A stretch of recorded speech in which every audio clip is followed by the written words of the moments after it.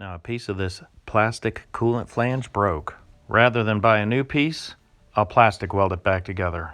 This top half does not have to hold high pressure, so I'll clean it up with rubbing alcohol and heat up the soldering iron.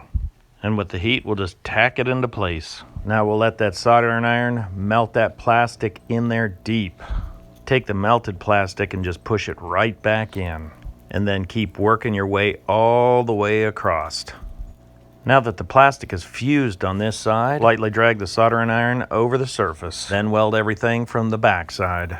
Any place the plastic is cracked, we'll go ahead and weld it back together.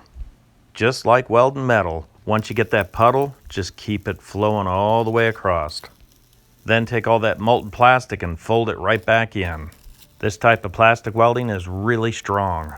With the tip hot, go ahead and just lightly drag across the surface. Then the exact same thing to the other side. Once you've got this technique down, you'll be amazed at the pieces you can fix. We'll clean it up with a file. The file straightens things up a bit. We'll test fit all the other pieces to make sure everything goes together and it's nice and strong. Everything feels good, we'll snap it together. With everything welded together, we can go ahead and put everything back in the car. All said and done, this repair was about 20 minutes. That's a lot faster than ordering and waiting for a part. So plastic welding does have its advantages. Now, a fix like this won't be as strong as a brand new part, but it's pretty strong and it'll definitely hold this clip in.